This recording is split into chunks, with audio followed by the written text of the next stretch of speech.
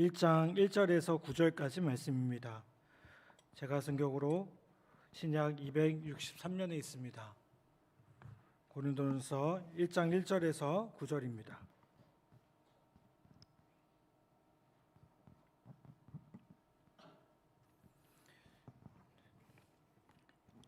다 찾으셨으면 이 시간 교독하도록 하겠습니다. 제가 먼저 봉독하겠습니다. 하나님의 뜻을 따라 그리스도 예수의 사도로 부르심을 받은 바울과 형제 소스네네는 고린도에 있는 하나님의 교회 곧 그리스도 예수 안에서 거룩하여지고 성도라 부르심을 받은 자들과 또 각처에서 우리의 주 곧 그들과 우리의 주 되신 예수 그리스도의 이름을 부르는 모든 자들에게 하나님 우리 아버지와 주 예수 그리스도로부터 은혜와 평강이 있기를 원하노라. 그리스도 예수 안에서 너희에게 주신 하나님의 은혜로 말미암아 내가 너희를 위하여 항상 하나님께 감사하노니 이는 너희가 그 안에서 모든 일 곧 모든 언병과 모든 지식에 풍족함으로 그리스도의 증거가 너희 중에 견고하게 되어 너희가 모든 은사에 부족함 없이 우리 주 예수 그리스도의 나타나심을 기다림이라. 주께서 너희를 우리 주 예수 그리스도의 날에 책망할 것이 없는 자로 끝까지 견고하게 하시리라. 다 같이 봉독하겠습니다. 너희를 불러 그의 아들 예수 그리스도 우리 주와 더불어 교제하게 하시는 하나님은 미쁘시도다. 아멘. 할렐루야. 오늘 함께 예배하는 우리 모든 성도들과 우리 모든 교우들 위해 하나님의 은혜와 평강이 가득하기를 간절히 축원합니다. 오늘부터 고린도 전서의 말씀을 함께 나누려고 합니다. 이 편지의 배경이 되는 고린도는 그리스도 본토와 필리폰 네소스를 연결하는 좁은 지역에 위치한 항구 도시였습니다. 또한 백길의 요충지였고 해상 무역의 중심지였습니다. 그 결과 엄청난 부를 축적했을 뿐만 아니라 야외극장, 운동경기장, 각종 이방 신전 등 모든 경제와 문화와 종교의 도시로 성장하게 됩니다. 그런데 이러한 급속한 발전 이면에 그에 따른 부작용도 있었습니다. 사치, 환락, 매춘이 독호서처럼 피어올라서 도시 전체를 죄악으로 오염시키고 말았던 것입니다. 사도 바울은 사실 처음에 이 고린도의 죄악상을 보고 심히 두려워했습니다. 하지만 그럼에도 복음을 전하기로 결심했고요. 하나님은 그의 결단을 축복하셔 브리스가와 아굴라라는 특별한 동역자를 붙여주십니다. 이들을 중심으로 고린도 교회는 개척되었으며 하나님의 은사와 은혜가 풍성한 교회로 성장하게 됩니다. 그렇지만 계속되는 그 세속주의의 도전 앞에서 이 교회는 흔들릴 수밖에 없었고 잘못된 신학의 인식으로 고통을 당하고야 말았습니다. 이에 교회의 개척자로서 사도로서 권면자로서 사도 바울은 사랑의 마음으로 고린도 교회에 편지를 쓰게 됩니다. 이것은 곧 고린도 교회를 향한 하나님의 소망과 관심의 표현이며 사도를 통해서 견고한 신앙을 얻기 원하셨던 예수 그리스도의 애정임을 알게 됩니다. 1절부터 3절까지의 말씀은 이렇게 말씀합니다. 하나님의 뜻을 따라 그리스도 예수의 사도로 부르심을 받은 형제 바울과 형제 소스네네는 고린도에 있는 하나님의 교회 곧 그리스도 예수 안에서 거룩하여지고 성도라 부르심을 받은 자들과 또 각처에서 우리의 주 곧 그들과 우리의 주 되신 예수 그리스도의 이름을 부르는 모든 자들에게 하나님 우리 아버지와 주 예수 그리스도부터 은혜와 평강이 있기를 원하노라. 자, 여러분 사도 바울은 먼저 이 편지를 쓰고 있는 자신의 정체성을 분명히 드러내고 있습니다. 뭐라고 얘기합니까? 그리스도 예수의 사도라는 겁니다. 사도로 부르심을 받았다는 겁니다. 여러분, 영적인 접근과 도전은 사람의 권위로부터 출발할 수가 없습니다. 그것은 하나님으로부터 출발해야 합니다. 만약 그렇지 않다면 도덕적인 훈장은 될 수 있겠지만 하나님과의 관계성을 말할 자격이 주어지지 않음을 보게 돼요. 여러분, 무슨 말입니까? 모든 복음과 사역은요, 하나님으로부터 출발해야 된다는 겁니다. 여러분, 그리스도인으로서 부름받은 것은 하나님의 뜻으로 부름받은 것입니다. 아멘. 우리가 뭔가 자격이 있어서, 우리가 뭔가 특별한 면이 있어서 부름받은 것이 절대로 아닙니다. 우리가 많은 사역들을 합니다. 우리 교회도 많은 사역들을 감당합니다.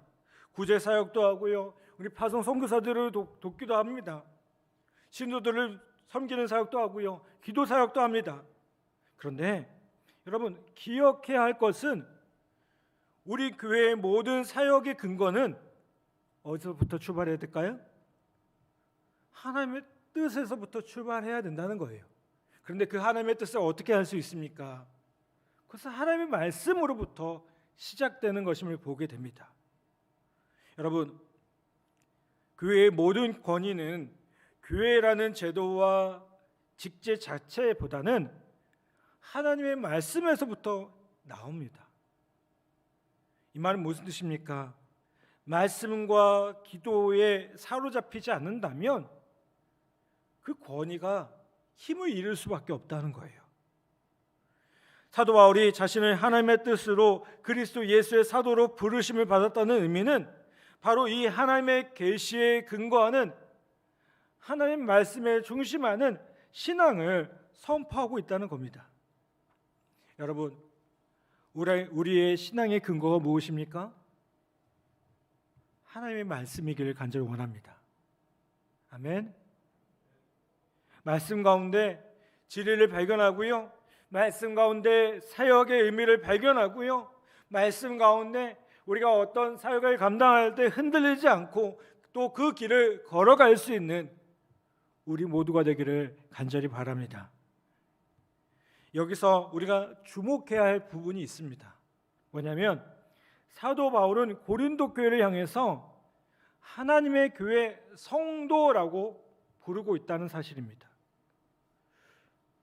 이게 뭐가 특별하냐, 뭐가 주목해야 될 것이냐라고 생각할지도 모르겠어요. 그런데 여러분, 이 상황을 조금만 생각해 보면 쉽게 성도라고 부를 수 있는 상황이 아닙니다. 여러분, 이 고린도 교회는 어떤 교회였습니까? 우상과 재물이 얽혀서 갈등하는 교회였고요, 은사가 강조된다고 하면서 각종 이해와 불법이 만연한 교회였고요, 이런 교회를 과연 하나님의 교회로 부를 수 있을까 의문이 되는 교회였습니다. 그런데 바울은 그들을 향해서 분명히 그리고 단호하게 하나님의 교회다, 하나님의 교회다라고 선포하고 성도라고 부르고 있다는 겁니다. 여러분, 이게 무슨 말입니까? 교회는 그리스도의 헌신과 죽음이라는 고난과 부활의 영광으로 이루어진 하나님의 나라이지 사람의 어떤 모습으로 이루어진 것이 아니라는 겁니다. 비록 외적인 모습이 고린도 교회처럼 부패할 수 있어도 그것이 그리스도의 보혈과 희생이라는 대속적인 죽음, 그 십자가의 은혜를 경감시키지 못한다는 겁니다. 여러분, 뭘 말합니까? 교회는요, 어디에 근거하고 있는 거예요? 그리스도의 피, 그 보혈의 능력에 근거하고 있습니다. 그 보혈의 은혜 가운데 근거하고 있는 겁니다. 성도의 완전성에 근거한 것이 아닙니다. 여러분, 이 말은 성도의 생활이 비윤리적이어도 괜찮다는 의미가 아니고요, 그들을 양육시키고 온전하게 하고 치유해가는 것이 결국 교회라는 걸, 부족한 사람들이 모여서 그리스도 안에서 치유되어지는 공동체라는 것을 우리에게 말해주고 있다는 겁니다. 여러분, 그러므로 아무리 연약해 보이는 작은 교회라도 어떨 때는 구성원들이 상처를 받고 분열을 한다 할지라도 교회는 교회입니다. 교회는 그리스도의 사랑의 증거입니다. 바울은 누구보다도 이 사실을 잘 알고 있었기 때문에 고린도 교회를 향해서 하나님의 교회라고 부를 수 있고요, 고린도 교회를 향해서 진심으로 은혜와 평강을 선포할 수 있었던 것입니다. 여러분, 은혜가 무엇입니까? 자격이 없음에도 주어지는 것이 은혜입니다. 여러분, 우리가 어떻게 구원받습니까? 은혜로 구원받습니다. 이 말은 무슨 뜻입니까? 우리에게는 구원받을 만한 자격이 없다는 거예요. 그런데 하나님께서 우리를 그럼에도 불구하고 은혜로 구원하셨습니다. 아멘.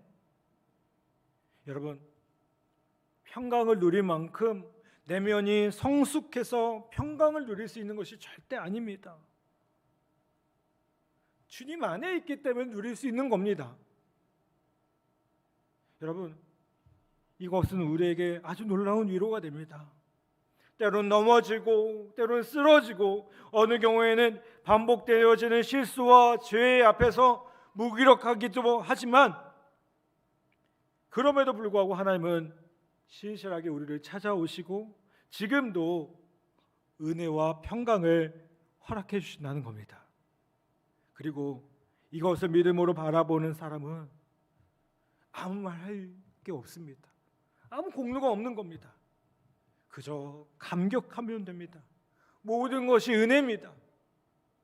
여러분, 오늘 이 은혜를 알게 하시고 그 앞에서 우리의 욕망이 내려놓았고 참된 평안으로 바뀌어질 때 다시 한번 하나님 주신 은혜와 평강이 우리 안에 가득하기를 간절히 바랍니다. 사도 바울은 이제 고린도 교회를 향해 권면을 하면서 먼저 하나님께 감사를 합니다. 4절 5절 말씀 한번 볼까요? 4절 5절 말씀 여러분들 한번 읽어주시기 부탁드립니다. 시작.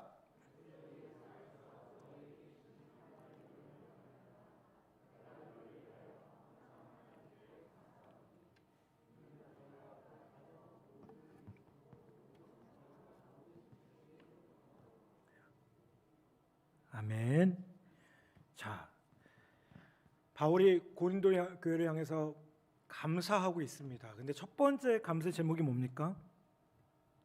하나님께서 은혜를 주셔서 그들이 하나님에 대해서 말할 수 있는 언변과 지식이 풍족하게 되었다는 겁니다. 여러분, 언변의 은사라는 것은요, 그들 중에 어떤 이들은 선지자로 또는 교사로, 그 밖에 예언과 방언의 은사로 하나님의 말씀에 대한 정확한 이해와 선포를 할 수 있었음을 말합니다. 여러분, 알지 못하면 말할 수가 없어요. 그렇죠? 내가 잘 모르는데 말할 수 있습니까? 우리가 하나님의 말씀을 잘 배워야 되는 이유가 무엇입니까? 그 말씀을 통해서 내가 예수 믿지 않은 사람들에게 잘 말하기 위해서임을 보게 돼요. 여러분, 경험하지 않으면 신뢰할 수 없어요. 내가 알지 못하는데 무엇을 전합니까? 그런데 하나님은요, 고린도 교회가 능히 그리스도 안에서 이루어진 일, 그의 죽음과 부활이라는 구세주 예수 그리스도의 십자가의 사역을 분명히 알게 하셨습니다. 그리고 이것을 깊게 이해하고 통찰할 수 있도록 모든 지식을 풍족하게 하셨다는 겁니다. 그리고 바울은 뭐라고 얘기하고 있습니까? 이것이 감사의 제목이다. 여러분, 우리 안에 있는 가장 큰 그리고 가장 기본적인 감사는 무엇입니까? 바로 이 십자가의 복음을 분명히 아는 것입니다. 나를 구원하신 은혜, 십자가에서 내가 죽고 예수로 살아가는 그 은혜, 그것을 분명히 아는 것이 복음이며 그것이 가장 큰 감사라는 겁니다. 여러분, 나 같은 죄인 살리신 그 은혜를 찬양하고 계십니까? 우리 찬송가에서 늘 그렇게 고백합니다. 그 크신 하나님의 사랑 말로 다 할 수 없도다. 하늘을 두루마리 삼고 바다를 먹물 삼아도 한없는 하나님의 사랑 다 기록할 수 없다라고 고백합니다. 여러분 어떻습니까?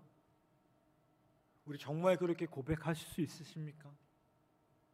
여러분 오늘 다시 한번 십자가의 은혜를 묵상하고 우리를 구원하신 그 은혜가 얼마나 놀라운 것인지를 다시 한번 깨닫는, 또 그것에 감사할 수 있는 우리 모두 되기를 간절히 바랍니다. 6절 보면 또 이렇게 말씀합니다. 그리스도의 증거가 너희 중에 견고하게 되어 라고 말씀합니다. 두 번째 감사의 제목은요, 모든 언병과 모든 지식이 풍족함으로 끝나는 것이 아니라 그리스도의 증거가 견고하게 되는 은혜를 받았다라고 얘기합니다.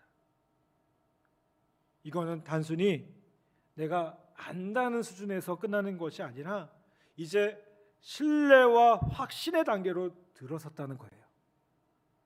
여러분, 우리가 복음에 대해서 많은 이야기를 들을 수 있습니다. 아니 이미 많이 들었습니다. 교회 학교 시절부터 들었다면 수천 번도 더 들었을 겁니다. 그런데 그분을 나의 구세주로 고백하는 것, 이건 어떨까요? 그건 별개의 문제임을 보게 돼요. 내가 머리로 아는 것하고요, 그분이 나의 구세주가 되셔서 나의 주인 되셔서 내 인생을 이끌어 가시는 분이라는 것에 대해서는요 전혀 다른 상황입니다. 여러분, 그런데 고린도 교회가 어떻게 된 겁니까? 아는 것에서 끝나는 것이 아니라 그렇게 믿고 고백하며 세워진 교회가 되었다는 겁니다. 여러분, 이게 얼마나 놀라운 일이겠습니까?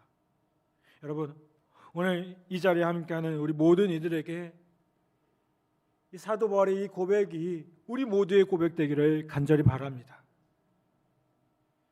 예수님에 대해서 들었습니다. 예수님에 대해서 내가 압니다라는 것에서 끝나는 것이 아니라 예수님이 나의 구세주십니다. 내 인생의 주인 되십니다. 지금도 나의 인생을 이끌어 가십니다. 그래서 나는 어떠한 상황과 어떤 문제가 닥쳐도 두렵지 않습니다라고 고백할 수 있는 우리 모두가 되어야 될 줄 분명히 믿습니다. 7절은 또 이렇게 말씀합니다. 너희가 모든 은사에 부족함 없이 우리 주 예수 그리스도의 나타나심을 기다림이라. 세 번째 감사의 제목은 무엇이냐면 그리스도 예수의 재림을 기다리는 소망이 그들에게 있었다는 겁니다. 여러분, 당시에 고린도 교회가 은사로 충만했던 것은요, 그리스도의 임박한 재림에 대한 증거로 여겨졌습니다. 주님 오실 때가 되었기 때문에 이렇게 우리에게 사인을 보내주셨다는 것입니다. 그러므로 그들은 최선을 다해서 섬기고 헌신하며 주님의 재림을 기다리고 있었습니다. 여러분, 요즘 기독교의 교리 가운데 많이 무시되어지는 것이 하나 무엇이냐면 그리스도의 재림에 관한 부분입니다. 여러분, 예수 그리스도를 믿는다는 게 무엇일까요? 그분을 믿는다는 것은요, 우리의 구세주가 되실 뿐만 아니라 그분이 다시 오셔서 우리 인생을 심판하시고 우리 인생을 중환하신다는 재림주가 되신다는 겁니다. 아멘. 요즘에 이단들이 많습니다. 근데 이단들이 공통되게 얘기하는 게 뭡니까? 예수 그리스도의 그 십자가의 사건은 실패했다는 겁니다. 그래서 자기가 재림주라는 겁니다. 여러분, 아닙니다. 우리 정말 제대로 아셔야 됩니다. 예수 그리스도의 심판이 왜, 예수 그리스도의 그 십자가의 사건이 왜 실패한 겁니까? 그분은 우리를 위해서 분명히 그 십자가를 통해서 구원의 놀라운 역사를 일으켜 주셨습니다. 아멘. 그리고 그분은 또한 분명히 다시 오실 것입니다. 여러분, 우리가 인격적으로 그분을 알면 알수록 우리가 뭘 기대하게 됩니까? 주님 다시 오심을 기다리게 됩니다. 주님 오셨을 때 내가 부끄럽지 않도록 우리의 신앙의 모습들을 점검할 수 있어야 된다는 겁니다. 사랑하는 여러분, 우리는 얼마나 주님을 기다리고 있습니까? 주님은 반드시 다시 오십니다. 그것이 우리 세대든 우리 다음 세대든 반드시 오십니다. 다시 오신다는 이 약속을 우리가 기억해야 될 줄 믿습니다. 이것을 알게 되면요, 오늘 우리는 참된 그리스도인으로서 살아갈 수 있습니다. 신앙생활 아무렇게나 할 수 있는 것이 아닙니다. 지금이 전부가 아닌 것을 알고, 지금 내가 알고 느끼고 보는 것이 전부가 아닌 것임을 고백하며 하나님의 역사와 공동체 앞에 정말 겸손할 수 있는 우리가 된다는 겁니다. 사랑하는 여러분, 우리에게 이런 진정한 감사의 이유가 있기를 간절히 바랍니다. 무슨 큰 일이 있어야만, 뭔가 물질적인 뭔가가 있어야만 감사하는 것이 아니라 예수 그리스도 그 한 분을 인격적으로 경험하며 알고 신뢰하며 기다릴 수 있는 것만으로도 충분히 세상에서 찾지 못하는 진리를 소유한 것임을, 그리고 그것이 충분한 감사의 이유임을 함께 고백하기를 간절히 바랍니다. 여러분에게 가장 큰 감사의 이유, 감사의 선물이 주어졌습니다. 그것을 누리기를 간절히 바랍니다. 세상이 찾고자 했죠. 세상이 줄 수 있는 것이 아닙니다. 오직 십자가의 안에서만 발견되어지고 고백되어져야 될 모습들입니다. 오늘 예수 그리스도의 그 놀라운 역사가, 그 비밀이 우리 안에 더욱 충만하게 되기를, 그리고 변화없는 감사와 찬양으로 주님께 영광 돌리는 복된 삶이 되기를 주님의 이름으로 간절히 축원합니다. 이 시간 우리 함께 말씀을